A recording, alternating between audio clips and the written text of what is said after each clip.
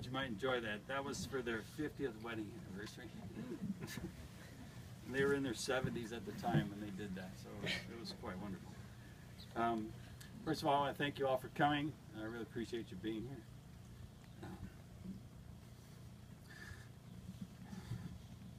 I also want to thank everybody that helped put this together. I want to thank Jeff for the flowers. And a lot of people that helped, Carrie, Deborah, Sheila, Autumn, Kaylin, Marie, David, most of all, Brendan, Aaron, Rachel, and Casey, who really helped put a lot of this together. It was a lot of work, and it was really great that they were able to help and do all that. We thank you. Helen was like my second mother. She was also a very good friend, and in general, just a really wonderful woman. She was very good at pool, and which was really strange, but one day there was an auction at an event that we went to at the Burton Center for Performing Arts at the high school, and they were having a pool table was on auction, and she wanted to buy it.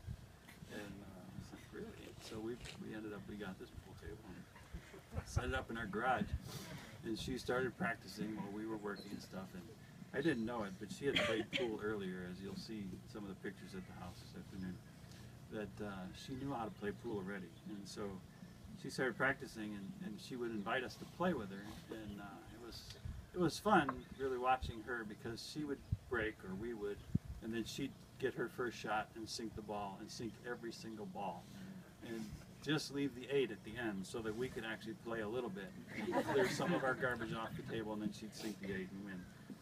And she would frequently play at the tournaments at the senior center, and she would win quite frequently. And as she got older and she got a little bit of dementia, they called us one day and they said, you got to come down and pick up Helen. And so we went down there, and they said she's really mad because she thinks they won't let her play. But she already won the tournament, and now they're trying to figure out who's second, but she's not in it anymore because she won. She was quite the woman. As you can see around, there's a lot of concrete around here, and Wilson was a structural cement specialist, and he taught me a lot about concrete, but I also learned a lot from Helen, and I was really surprised on the first few pours that I did with them.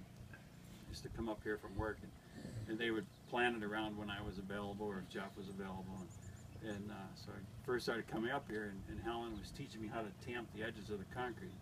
And the first one, I didn't know much about concrete, and I didn't know how important that was to make the edges look really good. And after they stripped the forms, they could see all the spots that I had done that weren't nearly as good as what Helen had done. So she made sure I got it on the next pour. But she was also really good at finishing the concrete, which was quite amazing. And she was just wonderful to work with.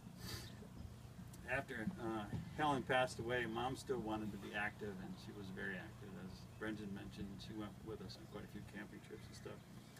But she also started dancing with one of the people that had been one of her students, a guy named Michael. And so they were dancing several nights a week, and on the weekends she had taken up sailing as well, and this was in her 80s. And so she was telling us about one of the trips that she had to Catalina, and she described one of the couples that was on the boat, and she described another couple that was on the boat, and her and Michael were on the boat too, and another couple that was on the boat. And finally I said, Mom, how big is this boat? And she said, well, it's got 2 really big hulls, and she said it's wider than your kitchen, which is like 25 feet.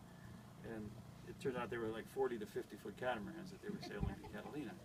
And she loved it. She said that sailing was 95% pure boredom and 5% sheer terror. She described it. But she also enjoyed dancing on Catalina Island. They have a lot of the nightclubs over there that a lot of the young people frequented. And she said when they went to the bar or whatever, she said her and Michael would go there, and the dance floor would be really crowded with all the young people and playing all the younger people music and stuff. And that didn't matter. She and her and Michael could dance to anything, and so they'd get out there on the dance floor and start ballroom dancing, and they were very good at it. And just like her and Wilson, as you could see. And pretty soon the young people would kind of get out of the way so they have more room, and she told us, after a little while there was no one else on the dance floor, and her and Michael had the whole place to themselves because everybody was watching, standing around.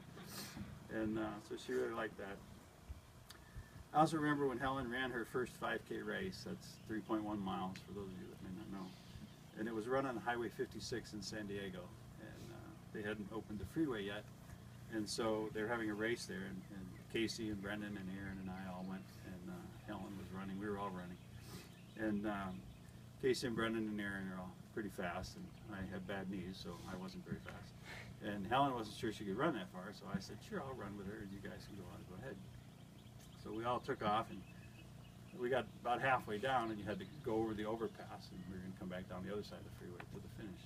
And Helen she started slowing down, and she says, I can't see the finish line. I said, well, we're going to go over that bridge, and we're going to run back that way to where it came from. And so we're about half done. And she said, oh, well, I can make it then.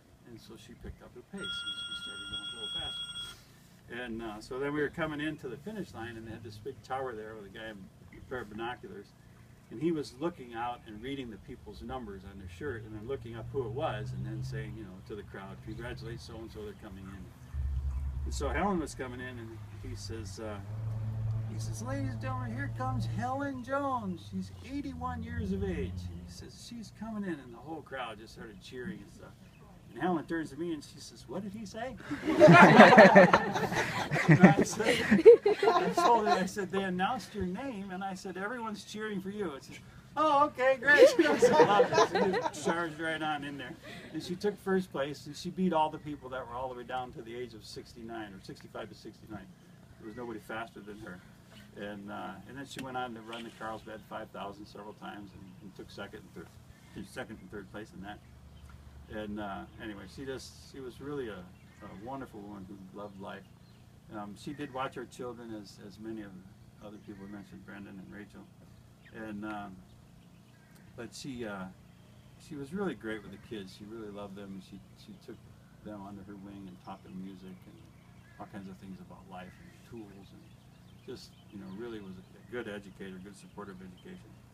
And she was always such a trooper to have around. Like Brendan said, she was camping with us in her 80s, and it was really quite fun. One of the things, though, that I loved about Helen the most was her sense of humor.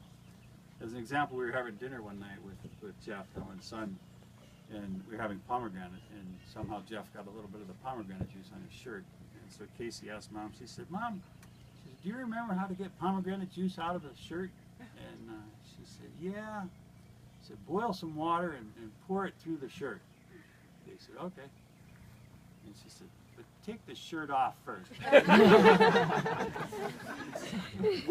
And she just loved it, you know, she loved humor.